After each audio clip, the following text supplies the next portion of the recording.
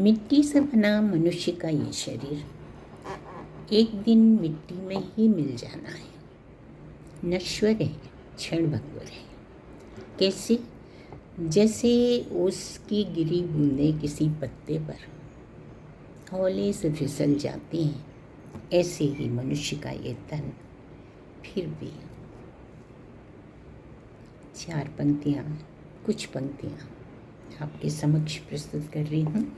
नश्वरता पर फिर भी विवाद, लड़ाई, झगड़े, द्वेष, राग सिमटते नहीं। जिसमें से राख होकर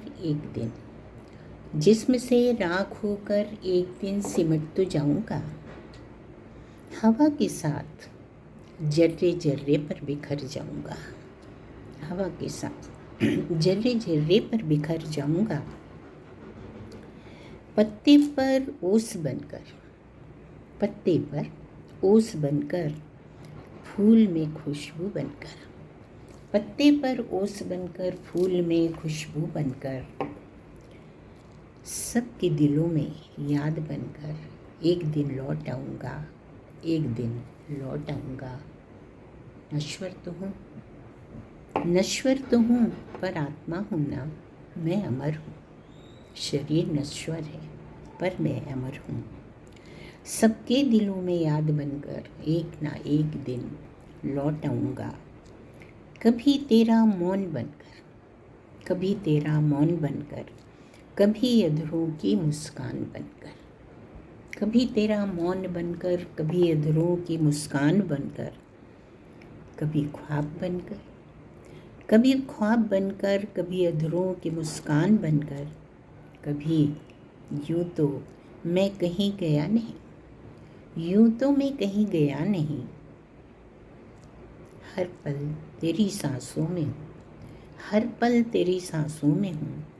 तू महसूस तो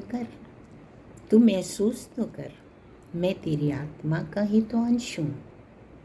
क्योंकि हम सब ईश्वर के अंश ही हैं। ये आत्मा जो अजर और अमर है। भीतर देख मुझे, मैं रूबरू हो जाऊंगा। मैं कहीं गया नहीं, यही हूँ तेरे भीतर। जरा महसूस तो कर। ये मानव तन क्षणभंगुर है। जाने के बाद भी इस जगत से शरीर चला जाता है, क्योंकि वो नश्वर है। और जगत की हर दृश्यमान शक्ति, जितनी भी चीज़ें हैं, वे सब नश्वर है। किंतु कहते हैं, गीता में भी कहा गया है कि आत्मा अजर और अमर है।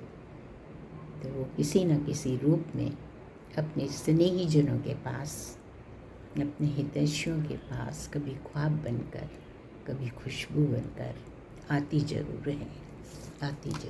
उन्हें शिद्दत से याद करते रहिए। दिखाई नहीं देंगे पर वो आपके करीब है, ये तय है। वो आपके करीब है, ये तय है।